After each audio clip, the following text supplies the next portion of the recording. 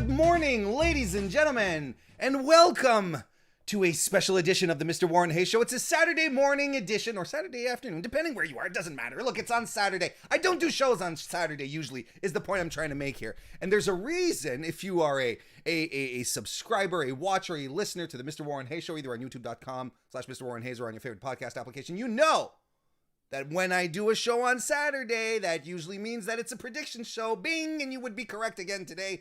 It is a prediction show because we do have another pay-per-view this weekend by the good folks at World Wrestling Entertainment, Inc. It's NXT Takeover 31. And we're going to be talking about this morning. This is going to be the main subject. And per usual, I have a guest with me. I have a lovely guest with me this morning.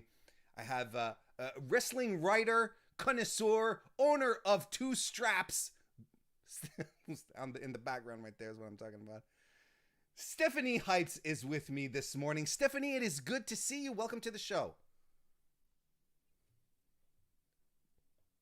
Oh, I think you were muted. Let's try. Stephanie, hi. Welcome to the show. How you doing? I'm good. Happy to be here. that time it worked. So Stephanie, I'm really happy that you're here. It had been a while since we had talked about this a few months ago, and the stars just aligned and things happened, and it's fantastic. And takeovers are always an exciting time to talk about, to predict and stuff. So I figured it's a good time to have Stephanie on. But just in case you don't, people out there, there may be waking up from, a cryogenic chamber. They're being released from it. Like, let's say Walt Disney comes out of his cryogenic chamber, pops on the MrWarrenHayes Show and is like, hey, who is she? Why don't you tell us a little about what you do? First of all, I really love that Disney's going to pop onto the WarrenHayes Show first. That's the first thing he's going to do. And I appreciate that. Personally, that's my expectation. I mean, I don't expect anything less. It makes sense to me. I am a wrestling hardcore fan since I was 6 years old. And I discovered the internet wrestling community January of 2019. So fairly new, actually, to the online part. But I don't know. I have a huge passion for it. I write for Daily DDT for Fansided. Sure. My first home. Contributing pieces for them. And mostly I just hype up, especially women's wrestling. I'm a huge women's wrestling fan. I think most people know that about me if they follow me on Twitter. But I tweet along with the shows. I interact with other fans and just hype up our girls and our guys, and they do. That's what we exactly. And as she said, she does write on Fansided, the Daily DDT. Fantastic place. Lots of talented people there. So it's no surprise, Stephanie, that you're a part of that wonderful group, which is it is my first home on the internet. That's where I started all of this. I used to write there. Nice. So it'll always be home to me, and I'm glad that you're here with us this morning, such as I'm glad that we have a bunch of people joining us live as well. And it's always exciting to see people joining us in the live chat here, such as Aaron Entertainment. How you doing, Aaron? Brian Payne as well. Go Indie Now, good to see you. We also have Slam Hub Wrestling, nice to see you guys as well. Robert Sterling, Reson Wrestling. And we also have Tom, our boy Tom, also known as Sengir Vampire, who left us a super chat. Thank you very much, Tom. He says, money for a fun show. I mean, what? Of course. That's fine. It's the most wonderful sentiment. Thank you very much. I appreciate that. Trends Day Sean, good to see you. Just popped into the chat. So we got people here. We're going to be talking about predictions. Of course, folks, you're more than invited. In fact, we're compelling you to let us know who you think is going to win as we run down our predictions. But before we do, let's talk about the build-up to TakeOver 31. Of course, the previous pay-per-view was TakeOver 30. So, what? Yeah, I know. Stop talking about this. At least WWE showing some logic, right? But the pay-per-view happened. I get mixed reviews, I guess, would be a good way to put the reception for Takeover 30. A lot of people, I think it was a very divisive one, half and half, which and then led us into a whole bunch of different, an entirely different series where then we ended up with the new world champion, started building up some new feuds. Tell me about the last few months, last few weeks leading into the pay-per-view. How do you feel about the build-up? Well, I feel like the buildup has been also the kind of the same, the mix. It really, I think Karrion Kross getting injured really threw some things off because I'm fully behind him. I love him. So hopefully he's back sooner rather than later because I feel like he's going to come right for that belt as soon as he returns. But the build-up's been pretty good. I mean, I'm always excited for Io and Candice. I mean, they deliver every time. Yes. So I think it's interesting now though because Candice is now heel, so that adds a little bit of a different look to it. So I'm interested to see what they do a little bit differently now that she has these heel tendencies in the ring versus before. But yeah, no, I think the builds have been good. I absolutely love Damian Priest, and I think that's going to be an amazing match as well. I've loved the build for that one.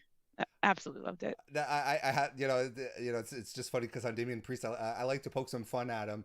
I like to say that he looks like he smells like Drakkar Noir. Correct. That's just me. I think he's super talented. Don't get me wrong. I love Punishment Martinez in PWG. He was extraordinary. But I think you made an excellent point when you were talking about Karrion Kross being injured, and then the elephant in the room, of course, that's affecting us all, the whole COVID situation, which has, sent some people home sick and whatnot.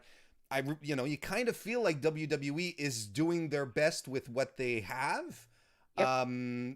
Maybe it's not hitting the heights as previous takeovers, let's say the 2017, 2018 takeovers, the type of buzz they used to have, but but you kind of feel like they're doing their best with what they have. Karrion Kross, man, like you said, must have been a huge blow. Yes, it's very Finn Balor wins the title after everyone's like all hyped up about it, and he gets injured in that match, and it's taken away. And I had that same feeling. I was so hyped, so excited that he won because they have booked him to perfection, and he's injured. And I was like, oh, you got to be kidding me. And I love Scarlett. And unfortunately, she's kind of off because he's not there. And so I'm excited for when he comes back. I'm looking forward to it too. But in the meantime, we do have a pay-per-view here. We also have some new people who will join the chat and want to say hello. To apparently a couple of people who are your fans who popped in. I don't have fans. Well, look, I have friends. Friends? Well, and I have fellow folks that I absolutely adore and love. So let's say a couple of your well-wishers have showed up. There you go. That'll cover everything. Jake Daily Accolade is here. Good to see you. Naresh Kanan, excuse me, who's here as well. We also have Nikki who joined us, Danny Thomas, and Thomas Gories. Everything Pro Wrestling is here as well. Good to see everyone joining us this morning. Hope you're all you're this afternoon. Look, I got to stop with the time zoning thing. It just drives me morning crazy. And good night. I mean, it's worse when I have like when I have British folks over on the show. Then I'm like, good evening, hello, good afternoon. I'm like, just got to drop it. Well, let's start talking about it then, Stephanie. Let's get right into it, and I am going to be reading off the match order per usual as it's presented on WWE.com in reverse order, so from bottom to top. So I'm not saying, oh, we should start with this match. This isn't editorializing. It's just how WWE's presenting it. So let's start off with the first match: Kushida versus Velveteen Dream. So it's no secret to anyone who watches the show that I'm a big fan of New Japan Pro Wrestling. I was cautiously excited when they hired Kushida almost 18 months ago at this point. It's been over a year. It's been over a year. Well, it was good that I was cautious because they proved me right. That they bring in a big New Japan star. There's a lot of fanfare, and then this. But anyway, Correct. I know at the same time he was injured. There were circumstances. It's fine. It's fine. And he's fighting Velveteen Dream, who's to say that he's problematic, I guess, is the least is the most polite way, perhaps, to put it. What are your thoughts on all of this? Like, yeah, just give me some random thoughts and we'll go from there. I hope Kushida absolutely destroys him. Welcome to the club. We should open a Discord just to talk about that. I have my feelings, obviously, about Dream. Oh, please share them. It's okay. I don't think we need to protect anyone here. Here's my feeling on it. Sure. And I'm sure most people in the IWC are aware of the stories and the allegations and stuff like that. I'm not one to blame people or assume things or whatever the case may be. However, as someone who has a child, if there are allegations that involve a child, I take them extremely seriously. Mm-hmm. So for me, people are like, oh, innocent till proven guilty. And I'm like, well, they're guilty till they're proven innocent. So they've not given us anything that proves that he's innocent. Right. So for me, it's just completely turned me off of him as a character, as a person. You don't mess with children. Whether it's a state rule, state laws. Oh, look. Whatever. I don't care. You don't mess with children, and that's that. Like no, that's but I agree. I mean, at some point that's I think it's a very good line to draw. One that I just happen to agree with. I think one of the problems that continues to follow Velveteen Dream in this circumstance is the fact that WWE has been very dismissive, opaque, if you will, in regards to the allegations and what they've done in regards to it. Oh, we've investigated. Okay, tell us, inform us, help us. Because if there is a place for him to be exonerated, please do put that out in a public forum so that we can be like, you know what, this was screwed up, poor Velveteen Dream. But until we get there, and the allegations that follow him are extremely damning. And don't come from one same source. That's the thing. And that's what frustrates me. And I think as an adult now watching WWE, you start learning about all this stuff, right? That the adult stuff, the shady stuff that you didn't care about when you were a kid. And I'm extremely disappointed a lot. And it's how they handle things. Ignoring them is not going to make the problem go away. And I feel like they're ignoring it. So say you investigated it and that's it, doesn't help anybody come to any kind of conclusion. So everyone's going to either assume he's innocent and say, oh, you guys are just trying to attack him, or assume he's guilty. And that's kind of where we're left. So they make him Hill. And I'm like, they turn him heel, but also in a way. And this is how I expressed it on Wednesday night on the Fightful Wednesday night show.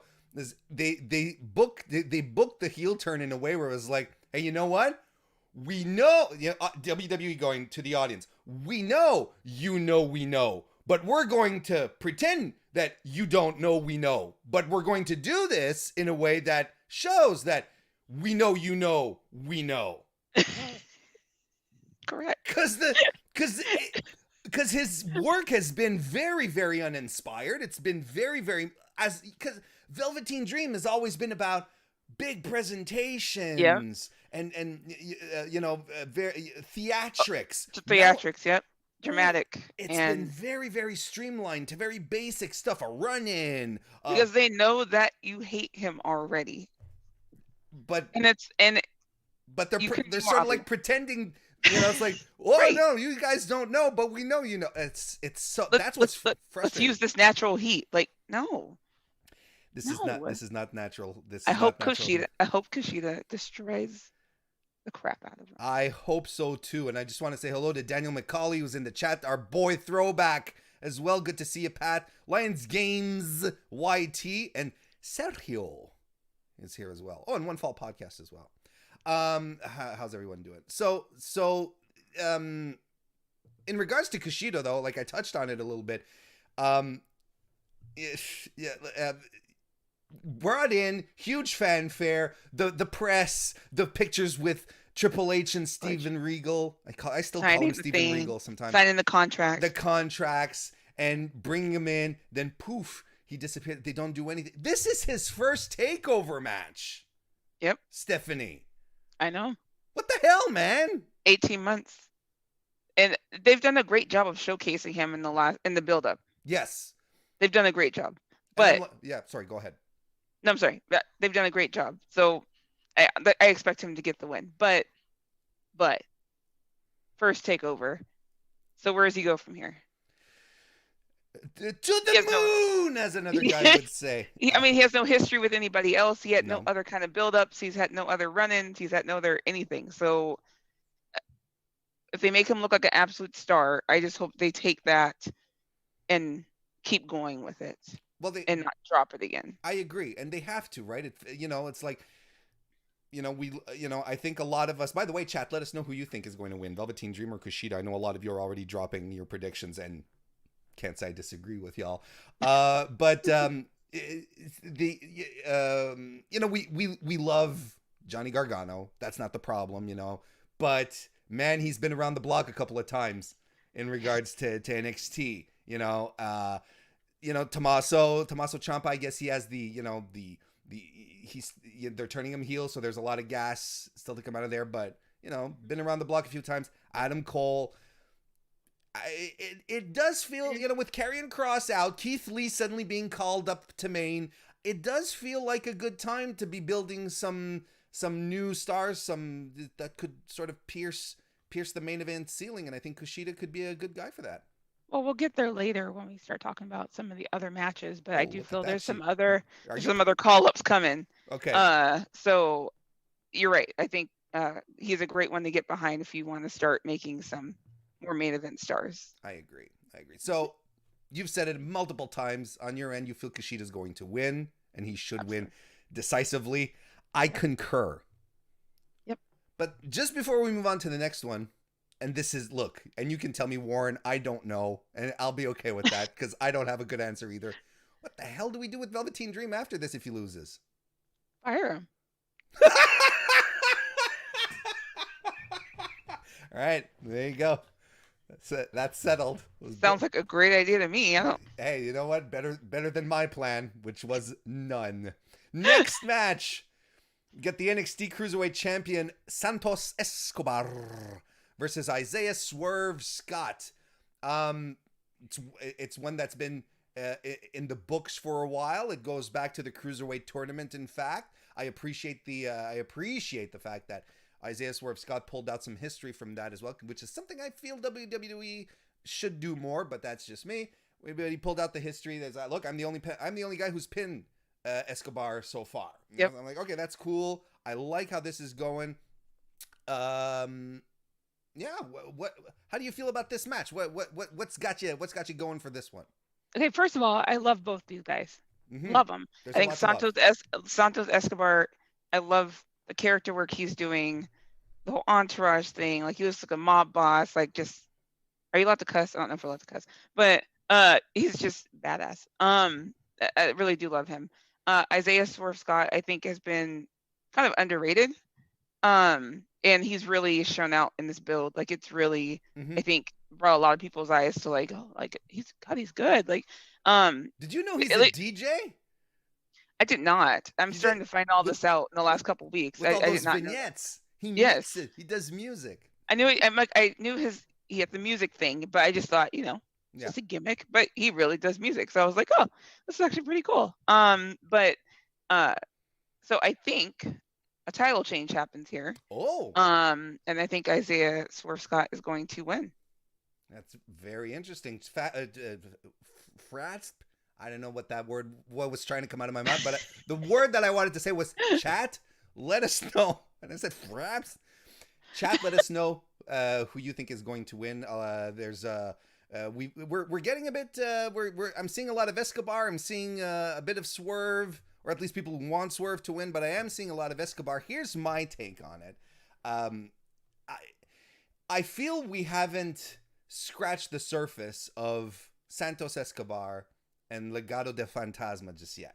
I think there's still more that can be drained out of that, establishing him as a top heel guy. Because for real, we haven't seen much out of his feud with Drake Maverick, right? True. Yeah, true. Since he won the title. Right. And that to me, I feel it would be a missed opportunity to create a big heel, because he does have a stable. He does have a hell of a look. I love the vignettes, you know, Love with the looks. Love it. Just looking like a cartel leader. Of course, they call him Escobar, so we're not that far off from that gimmick, right? That's what they want us to. I think it's Just pretty clear on that. So to me, and this, I'm very, very torn on this match, because on one hand, I'm thinking, you know, the character needs to be established stronger. I think he needs a big win. I think we need to continue him as a very, very strong champion. But on the other hand, I'm sort of like, well, what are we doing with Isaiah Swerve Scott, who hasn't really won any big matches, hasn't had any big moments himself, you know? Right. We haven't had that defining match for him on NXT where we're like, okay, we know he's good. Right. That's not the problem. It's just in the build, in the hype.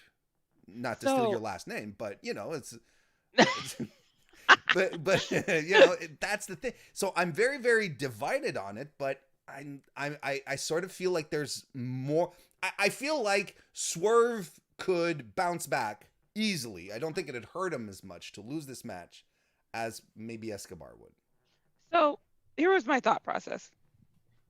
I was similar as you. I'm not saying I'm 100% sure Isaiah is winning. I truly don't know, because they could go either way with this one. Here's my thought process. Okay. To your point that Isaiah has not had that established win or established big match is why I think he'd benefit from the win more. But even more so, I'd like to see Escobar, because he has established himself so well as this heel and has this entourage. I thought I'd see him moving on to the North American Championship. So just which breaking is out why, of the division. Okay. Yep. And I know he's supposed to be in cruiserweight, but I just feel like he has such a great character to him. I could really see him going at Damian Priest, or you know what I mean? Like I would just love to see it. You know, look, you just put that in my brain right now, and I'm like, Santos Escobar versus Damian Priest would rule. It Correct. really would rule. It really would. All right. That's what I'm saying. They can go either way with this. They really could. All right. Well, there's a lot of Escobar. There's a lot of Escobar in the chat. People are saying Swerve needs to win. You know, maybe not 50-50, but there isn't a clear-cut winner among the popular opinion in the chat here. However, speaking of chat, I'd like to say hello to Tim and Joel. Call it in the ring. It's good to see you guys again.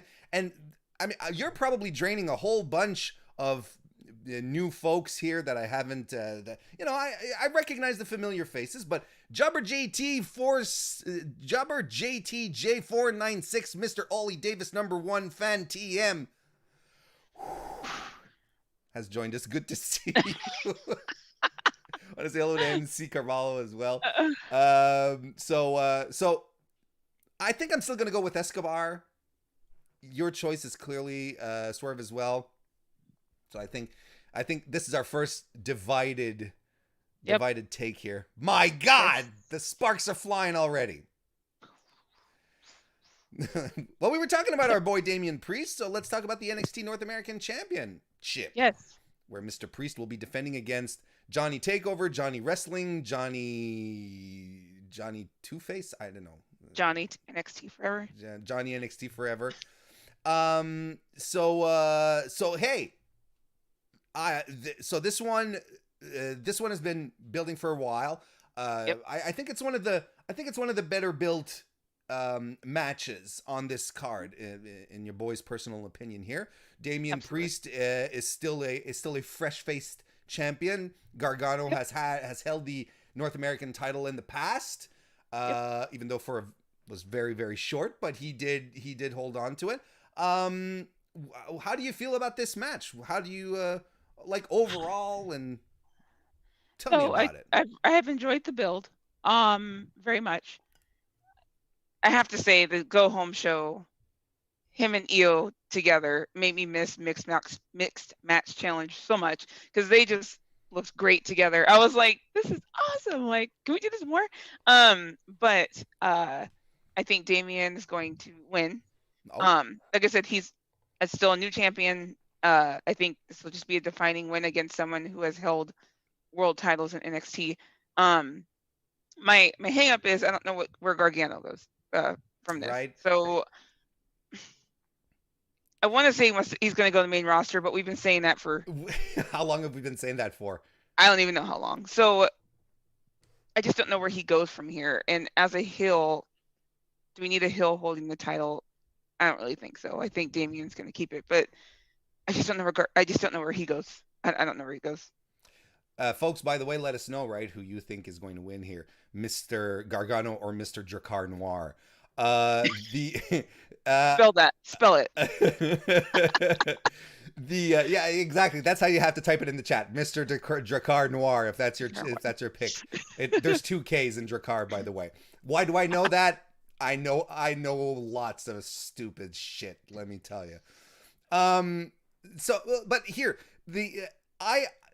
like I said, I really like Damian Priest. I think because I was familiar with Punishment Martinez's work back before he became Damian Priest, when he was in PWG. My God, he's really, really talented, and I think the title suits him well. I think he's a good champion. He looks the part. He acts the part. But yeah, I think the overarching story here is, what do you do with Gargano? Like you said, this ain't our first time that we're sitting around saying, what do you do with Johnny Gargano? And then they always seem to pull something out. I think he's doing very good work with he and Candice right now. I think they're fun. I think it's the better. We've had a Gargano heel run before. I think this is better than his previous heel run, because he's allowed to be a little goofy, a little comedy. He has surprise, he has great chemistry with his wife. So shocker. Let's hope. Right. You'd hope, right? You'd kind of wish for that. But yeah, so there's a lot of I think there's still more gas in that heel Gargano tank. Mm-hmm. And I think in the circumstances as well, there's no reason they can't call him up right now. Because as much as maybe a Gargano match doesn't seem as exciting or fresh as it was, let's say, in 2017 and 2018 in NXT, I don't think they can part with anyone right now. Unless Vince puts his fist down, but Johnny doesn't have the Vince type. Johnny's not Vince's type. He does not. So he'll end up in mid-card. He'll be a Drew Gulak or Yes. He'll be a mid-carder. A Dolph Ziggler, if you will. Oh, you're breaking my heart. No, I love Dolph Ziggler. No, I love John. I love Dolph Ziggler. Oh, okay. But he's never been the guy. And well, he was a few years ago. Wrestler. He was a few years ago. Dolph had his time, but it's like they're, and he had the feud with Drew McIntyre this year, but no one really bought into it because he had been a mid-carder for so long, and a lower mid-carder at that, Correct. And I feel like that would be where he'll land. So I don't know. He definitely needs to stay. He does have more gas in that tank. I am enjoying it. I do have some I'll just say this. So I do enjoy the couple work that they're doing, right? Sure. Him and his wife together. But as a women's wrestling hype woman, I want her to be on her own, and I want her to own it on her own. And they seem to always put her, whether they were face or heel, they always Johnny Gargano's wife, and I'm like, ah. And don't get me wrong, I'm sure she enjoys working with her husband. I'm sure she does, but I just want, and she's that good. She's so good. Yeah. I'm like, just let her be her own thing. Like, why does it have to be them all the time? As always a couple, you know. Always a couple, or referring to them as a couple, or referring to wife, husband. I'm like, look, we know.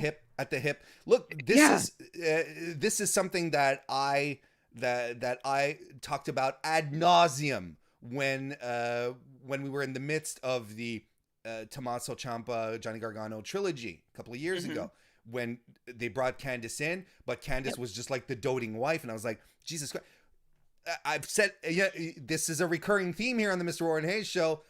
Here at Warren Hayes headquarters, we stand for Candice LeRae. Period. So of course I was like, let the woman wrestle. Let her wrestle. Let her become her own character away from her husband. So if anything, I expect Johnny to lose, but if anything, let's keep them both heel and let them just do their own thing, just away from one another. Please. Like, I don't even know that they're married anymore.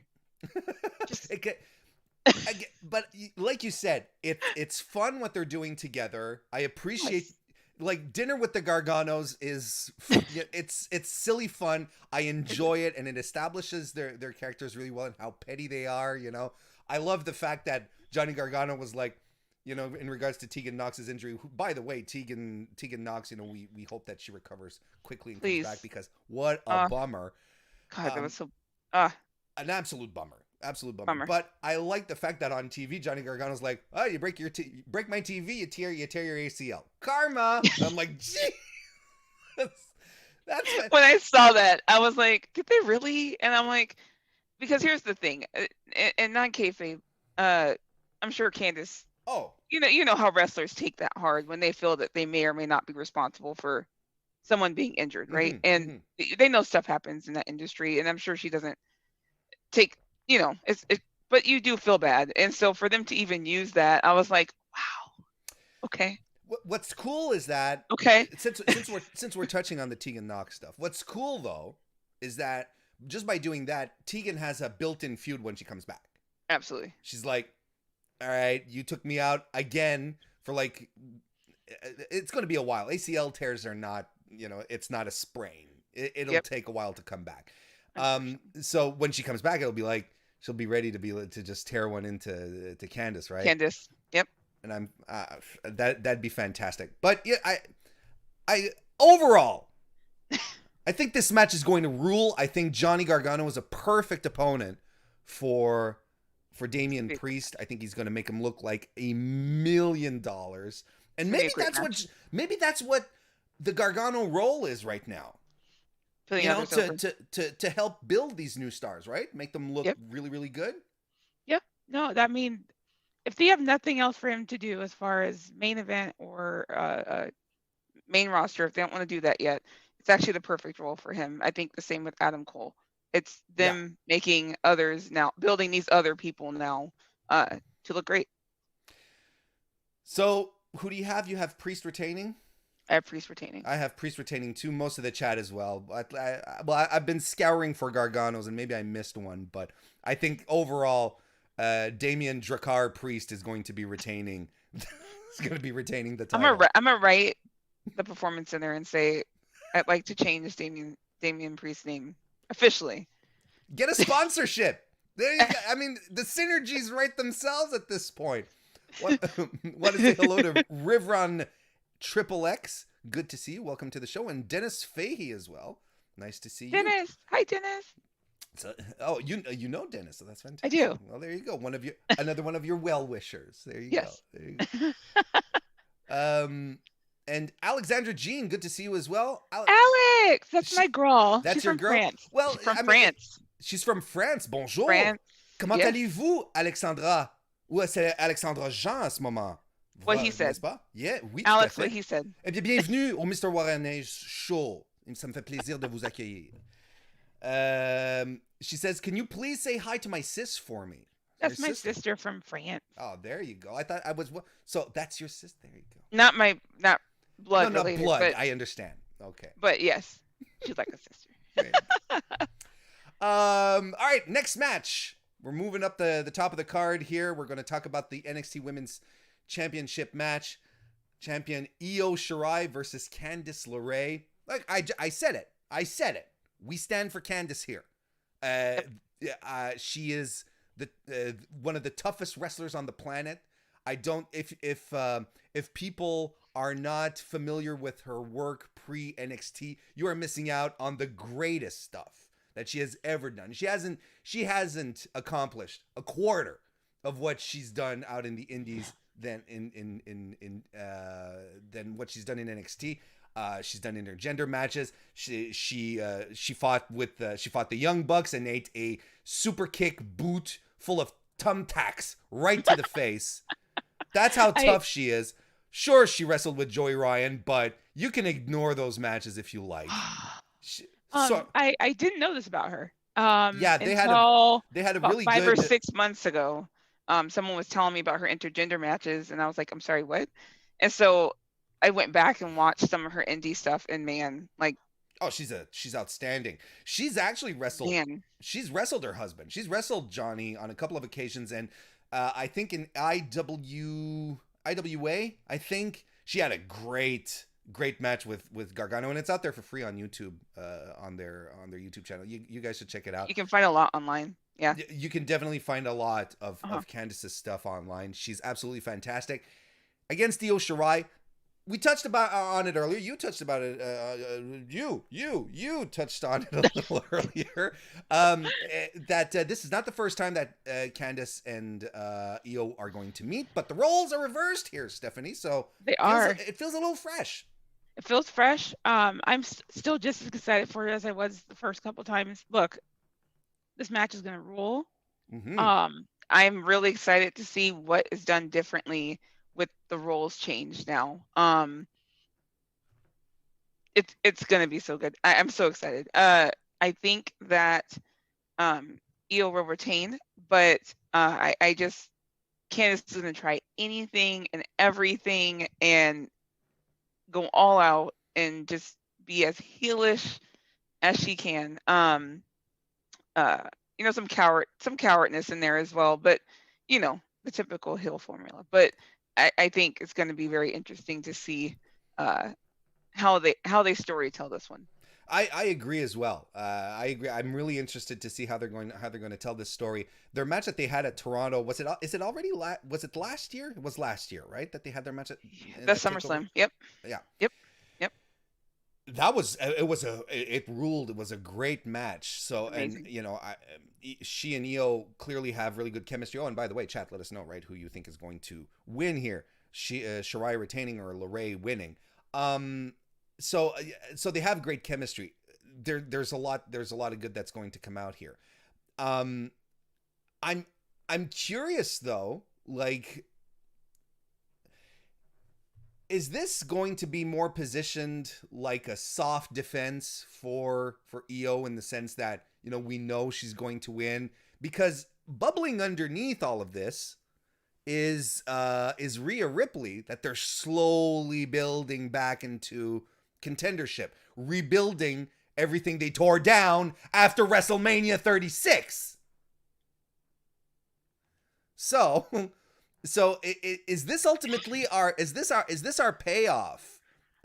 Toward in regards to Io as NXT Women's Champion. So, I love Rhea so much. I do too. That being said, I love her. I'm sorry. Take your time. I don't understand the booking for her. Here's what I'm thinking happened with Rhea. Rhea's young. I think she's like 22 or 23 years old. Mm-hmm. And she was just skyrocketing, right? Yep. I think they slowed her down on purpose because she's probably going to be in this for a long time, right? Mm-hmm. And they're like, do you really want her at the top of her game being this person at 23 already? So I think they just pumped the brakes on her. Not that she did anything wrong, but I think that's the only logical reasoning I can come up with, because I'm like, what? You had this woman defeat Charlotte Flair and Sasha Banks. You had this woman contend very well with Becky Lynch, who was at the time the person of WWE, right? Yep. And you had her look great at Survivor Series and dominant, and that whole build she looked dominant, and she's like literally we all thought, I think, eventually she'd be in main roster, because they were like, they're really building her with these main roster talents. And then WrestleMania 36, and I'm like, why? And why? Mm-hmm. I was very happy for her. I know her just being at WrestleMania, going against Charlotte, was a huge thing for her, regardless of whether she won or lost. So I'm happy for her for that. I just don't understand. And then I thought there was like a redemption thing coming where she would beat Charlotte and get it back, but that didn't happen either. So I'm like, what? I don't understand. And I don't think Rhea is going to be the one going after Io yet, because Rhea is now in this feud kind of with Raquel. Mm-hmm. So I don't know. I don't know. I think if anyone takes the title off of Io at this point, it's either going to be Rhea down the line, or it's going to be Dakota. Okay. One of the two of them. I would love to see Shotzi versus Io again. I don't think Shotzi will win it, but the way they're building Shotzi and her popularity is just skyrocketing like crazy. As you can see, I have my Shotzi. Yeah, I was gonna say, shout out to your Shotzi T-shirt right now. Love her to death. But I don't think she's ready to take the title yet. I don't think she's ready to take the title yet. But I think it's going to be either Rhea down the road. I don't know, Takeover 30 something, Mm-hmm. and or Dakota. So it's going to be one of the two of them. It's going to be one of those two. Okay. And it's crazy when see we're talking about the underbelly of, well, not the underbelly, but what's the rest of the division, and look at the names we're dropping here. We're talking about Rhea Ripley, we're talking about Shotzi Blackheart, Dakota Kai, Tegan obviously is gone, but she, they're still there. I mean, the depth with which you can continue moving forward, whether you're ready for Io to drop the title or not, there are so many great and fresh matches that we haven't seen yet. Yeah. Because the women's pool in NXT is amazing, fantastic. It's amazing. Yep.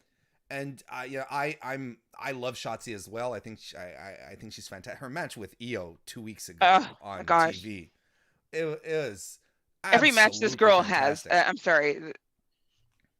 Every match this girl has. So everyone knows me as a Becky Lynch fan, and I became a Becky Lynch fan at Unstoppable against Sasha. Sure. And one of the biggest reasons why I was a huge fan of hers, or became a huge fan, was the energy that she brought to the ring, and the energy that she would bring to the audience and the crowd and her matches.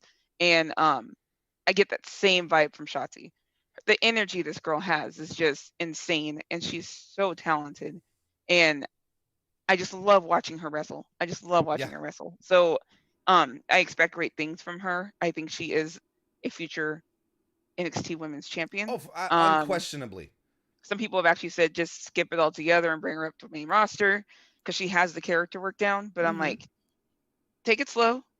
I'd rather her stay in NXT, to be honest. At least for a while. They could use her on SmackDown. Like they could. But I agree. I think NXT is a good spot for her right now. Just let her do her stuff, and because she's special. She has something. She has the charisma, the character work, and the work rate all together. And let's circle back to Candice and stuff. Sorry. No. Because I'm the one who started talking about Rhea Ripley here, so that's fine. I mean, because this can go so many ways with this division, and I don't see Io dropping the title, but it's like, okay, where does Candice go? Now, I can see them calling Candice up. Raw could use Candice, but does her husband go as well? See, then you go into the husband thing again, and I'm like, I don't think they're going to separate them. So I think Candice being heel can have feuds with many of the other women still, Mm-hmm. because she has that new heel character. So I think there's a lot of fresh matchups that we can still have. No, I'm excited there's about. just tons and tons and tons of them. Um, it's funny because you were just talking. I just want to touch on this very quickly. You were talking about Candice, using heel tactics to win and so on and so forth, and that's definitely something I can get behind. But what I think could be interesting, because Johnny right now he's a, for lack of a better word, a chicken shit heel right now. Absolutely, yes. If you wanted just to differentiate the characters a little bit, make Candice the tough one. Make Candice like the Yep. the stand up kind of I ain't afraid of anything kind of heel. It just create a nice difference in character. They still could be very petty amongst themselves, but Yeah. when it gets down to the nitty gritty, Johnny's always trying to squirrel his way out of stuff where she's like, Right. come on, let's do this. Well, see, kind of that's been a booking problem for me with WWE. That's why I love the Hurt Business so much. They're a heel faction that aren't afraid to just go after people. Sure, They're not scared. They're not running. Like, they're going after people. I feel like that's lacking. Just so, name 4 or 5 other heels that just go after people, like maybe AJ Styles. Then again, AJ, AJ depends on his mood, right? Sometimes he'll swerve out of it, or other times he'll go right in. And I also like variety in character work. Yes. It's one of the reasons why I think that the work that the Undisputed Era did with Roderick Strong was so good. Yes. Because Roddy was kind of like the plucky, the guy who'll always be like at the forefront, because he wants to protect Adam Cole. Hey, buddy Adam, I'll take the hit for you. Don't worry, I got this. He was always like that guy. Yep. The guy that the cool kids have hang around because they're like, we tell him what to do and he'll do it, kind of thing. That was his role, as opposed to Cole and the other guys all being cool. And NXT has done better with it than main roster for sure. Look at Karrion Kross. Mm-hmm. He was heel. Mm-hmm. Wasn't scared, just went after what he wanted to go after and loved it. So if they're gonna do it in the women's division, Candice would be a great one to establish herself away from her husband, and have her be a badass heel. There you go. So I think on this point we're both agreeing that Io is going to retain. Mm-hmm. Right, and it kind of breaks my heart. Most of the chat agrees as well that Shirai is going to retain. So I think it's a safe bet. I really do think it's a safe bet on that point. Yes. Candice's day is going to come, though. It will. And there's going to be blood when it does. I think a lot of people will be really happy for her because she deserves it. Yes. Honestly. Yeah. Yes. Yes, she does. She absolutely does. She's poured her heart out for this business. She has. And I saw in the chat that people were quickly looking up matches and searched Candice LeRae matches. She faced Cedric Alexander and Eddie Kingston. Yep. There's absolutely. some good ones out there. Like I said, I didn't know any of this. I wasn't a big indies wrestler watcher. Mm-hmm. So when people tell me you have to see their indie stuff, and I'm like, okay, like then I'll go look it up. And when someone told me about Candice, about having intergender matches, I'm like, what? And good ones too. They're good. They're really good. And she holds the pristine moment of the most legendary sell of Cedric Alexander's lumbar check. The single greatest sell of the lumbar check of all time goes to Candice LeRae. Trust me on that. NXT Championship is also on the line. Newly minted champion Finn Balor versus Kyle O'Reilly. And I'm just talking about it, and I'm getting goosebumps. I mean, build for this. Look, has been immaculate. It's when they announced this match. I said on the Wednesday night show, I said this is the most exciting match that NXT could pull out for wrestling fans, for people who really are like hardcore fans. This is the most exciting match that they had in their sleeve that they could pull out, and they did it. And I think this is one that people are going to be talking about for A long time. for a long time, at least for the week. It's going to dominate the timeline, and honestly, it's it's something that NXT has to do. They have to come out with a match that are going to get people talking and get excited about it, because it's been Correct. so. Correct. No, the build for this has been amazing. You Mm-hmm. have your, conspiracy theorists and people are like, oh, I don't know. Like, and first of all, I'm a huge Finn Balor fan. I mean, Finn, if there's anyone great at putting people over, it's Finn, right? Mm-hmm. Like, Mm-hmm. and he could do that with or without a title, but I don't see him dropping it. But he's going to put Kyle O'Reilly over in such a huge way in this match, and I'm excited for him. To be honest, I think he's earned it. He deserves it, and I don't know if there's any more story to this. With Adam Cole, a lot of Yeah. people are very suspicious of him being very supportive, overly supportive. So some people think there might be a turn there, but or kind of a turn on the friendship. Sure. But I'm so excited for Kyle O'Reilly. I'm really excited.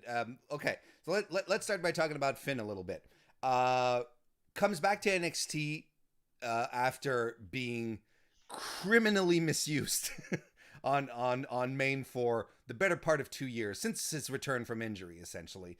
Comes back to NXT, sort of leans back into his Prince Devitt persona from Bullet Club, New Japan, which was fantastic, and I really like this attitude. I like the grittier, no nonsense Finn Balor. I know a lot of people miss Smiling Finn, sure, but this suits him and it works. He's had a lot of matches set up that were. Here's my assessment was overall that Finn Balor has been having the greatest NXT matches since his return that were completely meaningless overall. Yes. He's been on takeovers, he's had great matches, but never for the big prize, never for a real stake. It was just like, let's do something with Finn, and it sort of goes. Of course, he was supposed to have that match with Walter in NXT UK, NXT UK Ireland, that fell apart for reasons we all know. So I like what they're doing with Finn. I think it's a good move to have put the strap on him. Yep. Do you think it's too soon to take it off of him, though? Like I said, he's going to be putting people over with or without a title. Mm-hmm. I think keeping the title on him is the right move. It puts more at stake for it, because Finn's gonna have a good match, right? Sure. He's the reliable guy. He's gonna have a great match, especially with O'Reilly. Oh, for sure. I feel like,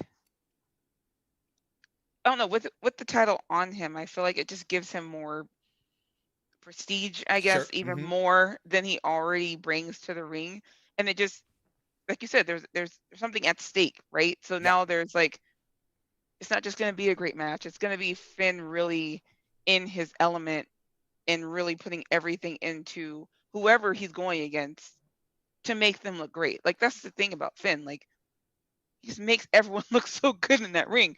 And like I said, Kyle O'Reilly's going to come out a huge star. I agree. Win or lose in that match. And you guys know I'm a huge Becky Lynch fan, but similar to Sasha versus Becky for me. Like, Sasha won that match. Becky earned the respect, and that put her on the map. And that's the day I became a Becky Lynch fan, because she lost. You don't need to win to look good. That's a good point. That's a very, very good point. And I like you said, the title gives. It looks prestigious on Finn. Like it works. He's a good, credible champion, and honestly, I think they should keep it on him for a while. And chat, let us know, by the way, right? Who you think is going to win, Finn or Kyle O'Reilly? Let's talk about Kyle O'Reilly just a bit then. Again, the build for this was short. but it Yep. was really good. So good. The face-to-face interview that they had. Loved it. The package, that video package where they're showing his past and the wrestling matches from And his the past. mountain When he was a biking. kid, He the likes mountain mountain biking. biking. I'm like, you're learning more about him in such a short amount of time. And for people who might be new, they're like, who's this guy? Like, Exactly. he's not just known as one of the Undisputed Era. They're now saying this is Kyle O'Reilly, and I think that's amazing for him. So, yeah. One of the reasons why the package works so well is because of Kyle's natural personality. Because he does have a very easy capacity to be funny, and he's very charismatic. He's very well spoken. And the one thing that I pulled out of that moment there of the package is I understood like fully what WWE was doing here, because Kyle O'Reilly's been at this for 15 years. He's wrestled in Ring of Honor. He's wrestled in Japan. By the way, since we're talking about matches you should check out, if you've never seen Kyle O'Reilly's 2015 Best of Super Juniors match against Kushida, do yourself a favor when this is out. Go pour yourself a coffee or get yourself your beverage of choice, whatever, perhaps a little snack cake to accompany it, and pull it up. It's one of the best matches you will ever see, bar none. Trust me. So when this is all leading to my point, I'm not just spewing stuff here. I'm just to my point here is that in the interview, Shawn Michaels says, people consider that you're one of the best kept secrets in the industry. I'm like, no, everyone who's watched Kyle O'Reilly perform in the past know how good this guy is. But then again, I get it. Like, this is WWE's bubble, right? WWE doesn't leave the outside world come in. It's its own. There's a reason why they call it the WWE universe, right? There's a reason. It's their bubble. It's their sphere. So they don't expect you to know that Kyle O'Reilly is a goddamn wrestling machine, because of the way that he's been presented on TV. He's always had great matches, and his tag team matches with Fish and Strong. Yep. But they, they've never set him apart as a singles guy. So now they're sort of giving us the hard sell on it, but it's not as hard as other hard sells that they've done in the past, because O'Reilly is super talented and he has a very charismatic personality. Yep. Don't kill me. All right. Okay. I am one of those WWE Universe people. That's fine. That didn't know it, especially in the newer NXT talent. So I started watching wrestling when I was 6, but I stopped in my 20s to be 20. 2015, the 2015, the women brought me back. So which I was happened to a mostly lot saying, of people, actually. Yeah, absolutely. So I was paying attention to a lot of women's wrestling. So I started watching some of the old women's matches and stuff like that. The guys I started really watching more of in the last maybe 2 or 3 years on NXT. And I was like, okay, who are these people? Who are they? Because this guy's really good, right? Right. So like I said, I started looking at matches, or I'd post something on Twitter saying, what matches should I watch? What would you recommend, type of thing. And people would give me matches like, oh, you have to see this one. You have to. So the ones you've been saying, like, I have not seen the one with Candice versus Cedric. I have not seen the one with Kyle O'Reilly versus Kushida. So I wrote those down. So I'm gonna go watch them, because I love wrestling. But I have been stuck in my little WWE universe, where that's where I stay. But don't get me wrong, Stephanie. And it's really, really important. There's no right way to watch wrestling. And this is something that I truly believe in. If you enjoy the WWE product and you have fun in it, and what happens on the outside doesn't matter to you, that's absolutely okay. And if you're opening yourself up to there's no right moment. There's no right way to enjoy wrestling. If you're hearing about people saying you should see this and that, and then you go and you watch and you broaden yourself, that's fantastic. But it's also fantastic if you just decide to watch AEW and you like, screw the rest. Or if you're a hardcore DCW fan and you crap on everything, cool. It doesn't matter. the important thing is that you find something that you like, that you truly like, and that you stick to it, and that's ultimately what's most important. And to just make sure that my point is clear, I'm not surprised that you yourself, as you know, you said it, as a WWE bubble fan, that you're like, I'm not necessarily aware of what's happening outside of it, because WWE doesn't create that environment. It's not, it doesn't create an environment in which it wants you to go out looking for the rest. It portrays itself as the major leagues. So everything underneath is, it's junior hockey. It's because of the IWC that I've started expanding my horizons, to be honest. Start watching more New Japan. Amazing, by the way. G1 season. Yes. And I do watch AEW every now and then. I'm not religious about it, but I do watch it. Like I said, I'm a huge women's wrestling fan, and that's where they're failing for me. So me too. If they ever start improving that, I could see myself watching it more. But they have some great things going. The tag team wrestling is what brought me into wrestling as a kid. Okay. Love tag team wrestling. Who was your favorite tag team as a kid? Legion of Doom. Aha! So trust me, I was very sad when I found out. Yeah, rest in peace. But Legion of Doom was I like made my own little shoulder pads. Like I'm a military brat, so I lived in Germany, I've lived in Panama, so I spent a lot of my time outside the United States. So we'd only get like Raw. Right. But I just remember watching the Hardys and the Dudley Boys and Legion of Doom, like all these people, and just see, APA, like, you know what I mean? Like I just honestly, I miss it, and that's what it's missing for me right now. Like the tag division is just so sad. Yeah, right. Yeah, it's pathetic. That's a whole other discussion. Sorry, we just totally got off subject. Finn Balor versus. Hey, you know what? We don't even have a tag team match on Takeover tomorrow. The land of the Dusty Classic. We don't even have that. But anyway, look, that's a whole other story, whole other thing. But that's cool. I mean, you're getting into it, and you're sort of branching out. I'm the last guy who's going to gatekeep anything in wrestling. Anyone, no, but for real, like anyone can enjoy it. If anyone wants, if anyone listens and I say you should seek out this match and they do and they like it, that's good. And if they don't, that's fine too. Like I'm going to be the last person who's going to be here and who's like, oh, well, if you're not familiar with Inokiism between 2002 and 2008 in New Japan, well, I don't believe you are a real wrestling fan. I'm like, fuck off. Yeah, that's not going to be me. You get those comments on Twitter all the time, right? Well, actually, I'm like, actually, to be fair, I think you're actually somewhere else, please. We sort of veered off track, but it's cool. Who do you think is going to win? Do you think Finn retains, or is Kyle O'Reilly hanging on to the title?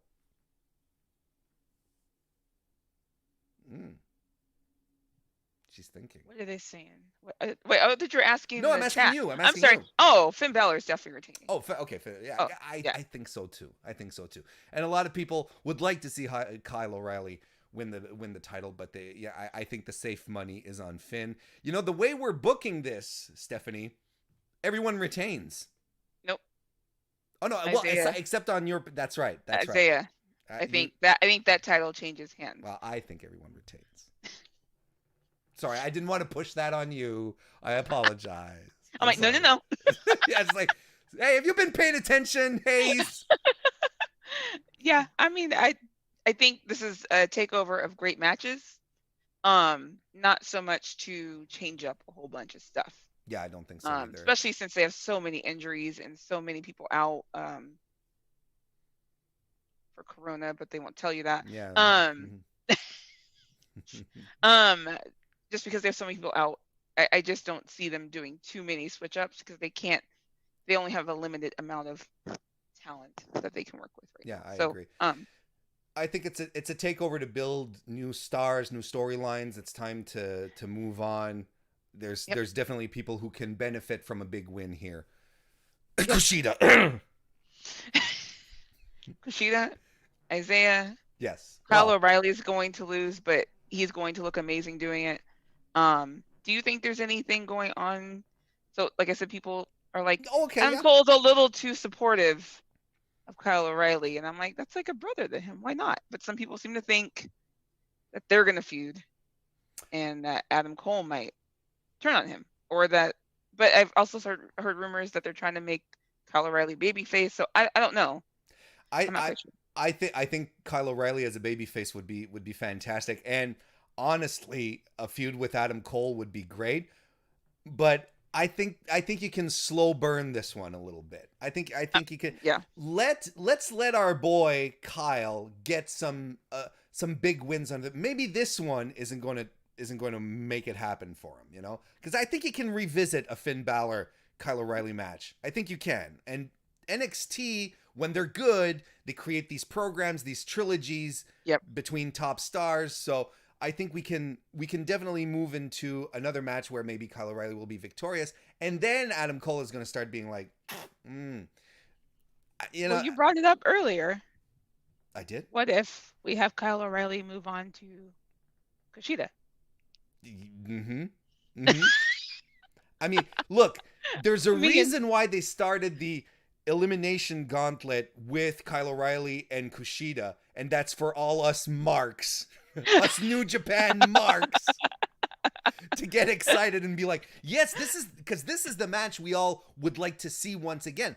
This is like a Nakamura AJ Styles level match where you're like, let's see this again.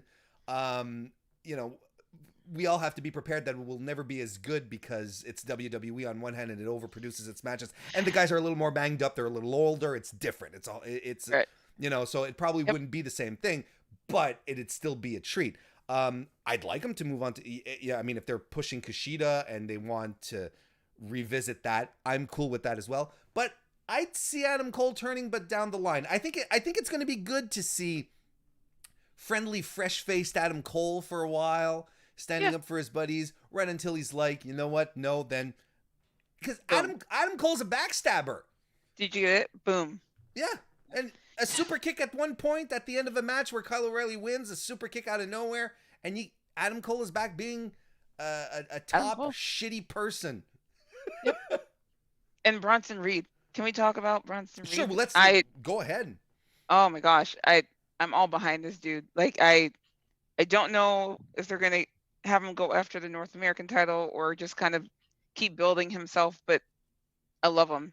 I love what I'm seeing from him. I love his character. I love his ring work. Like, love him. He's fantastic. And the way they're booking him as a monster guy. They are. As a guy who just comes in and wrecks ass.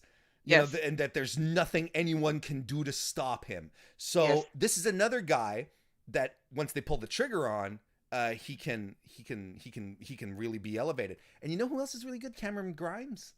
I love Cameron Grimes these days. I mean, I've always been in love with the hat. Anyone who watches the show knows that the hat is... He is great in the ring. For some reason, his character drives me nuts, but that means it's working. There you go. Right? Like, I can't stand his character. I'm like, that's the point, right? Like, but he's great in the ring. He's wonderful. I do like watching him. I think we are in a transitional period as far as NXT goes. They had to pivot because Vince is calling people up, because people are getting injured, because the big Rona is having an impact on it as well. Yes.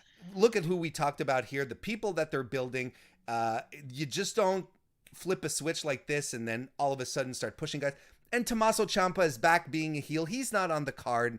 So they'll have stuff planned for Tommaso as well. There's a lot of good stuff coming up. I think this is going to be a turning point takeover to really see where they're going to be going moving forward without Karrion Kross, without Keith Lee, all these things that they probably had laid out for those dudes. There's a bit of a reset here. Who's the comeback? Who's the surprise comeback? That's a good one. I look. If it's Bo Dallas, I will mark out. A lot of people think it is. I think it's like, what else? He's just sitting around doing nothing. Why not have him come back? And as our boy Alex Pulaski on Wednesday was like, he comes back, but in the exact same gimmick, all dressed in white, the fingerless glove, bow leave, and it's like, and as if he had he just like if Never it's the been gone. next day, he never left, and he's like, "What's going on?" It's like What's the big deal? where the Ascension? Where's Connor? That kind of stuff. What happened to Neville? He's That my would be boy. great. That'd be great. I would laugh so hard. Look, okay, so in the video packages, I'm watching them, and to me, and given they can use anyone in this video packages, doesn't have to be that person. Mm-hmm. But to me, it was like a woman. But that's the thing. I think it's Ember Moon. Ultimately, I really do think. I think it is too, and I'm not gonna lie, I'm gonna pop so hard if it is, and because they're gonna throw her right into the title scene, which means it's gonna probably be Io versus Ember, and that's just like that would get me so excited. Like, first of all, I was really sad, obviously, when she got injured, and her saying that she possibly could not be back made me even sadder because she is one of the best women I've seen in the ring, and she has the best finisher in WWE. Oh. To me, hands down. So I was really upset, and then this who's this person coming back and blah blah, and me watching the video packages, I'm like, it looks like a woman. I was like, the hands are small, but I mean, not to say some guys don't have small hands, but the hands look small. I don't know. But the voice sounded female on Wednesday as well. Yes, so... and it was the robot talking over, but it was a female robot voice. So here's what I would be excited for. As a women's wrestling advocate, it's rare that they do these huge packages for returns for women. Good point. It's always for the men. Like for women, it's like the Carmella thing, right? Like wearing a sexy dress, lipstick, heels, yeah. Yeah, heels. Like that's usually someone's coming, like, which is still okay. But just be like this badass on a bike, like I'm like, come on. Like if it was a woman, I would be so appreciative of it because the women usually don't get that kind of attention when it comes to packaging. So, and Ember Moon is a big deal if she comes back. It's a big deal because we weren't expecting her. We didn't know if she was gonna come back or not. So she is. It's a huge deal. So I would hope. I either hope it's Bo Dallas and we're just all like, yes. It's a bit of a corny choice. Yeah, right. It's a corny choice, but it's Ember who's just back and we're just all popped and I don't know if you've seen her latest haircut, but it's like total badass. Like she shaved the sides, like a mohawk thing going on, and I was like, that kind of matches a biker gimmick. I don't know. So we'll see. I knew people said if she comes back, her gimmick should change a bit from the whole Ember Wolf howling thing. So we'll see. We'll see what happens. I'm excited though. I'm excited. I think it's Ember, but we will see. I'm glad you brought that up. I had skipped over that note for who we thought was the mystery person. I got you. You got me. You got my back. You got my back. Want to say a big thank. And actually, there's people in the chat saying Ricochet, Mustafa Ali, Tyson Kidd, and someone pulling up Sami Callihan. Sami Callihan was in NXT for a very, very short period, but yes, I don't know if they're gonna. I don't know if he's.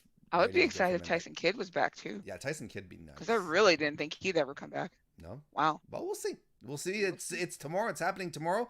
Want to thank Go Indie Now for the super chat. Thank you very much. Says great predictions show. So looking forward to the wrestling on this show. Everybody needs to be on Discord Sunday. Discord meaning the MrWarrenHayes show Discord. The link is in the description of this video. If you want to join, please join. It's a good place. It's fun times. We even have Uno, Stephanie. You can play Uno in the Discord.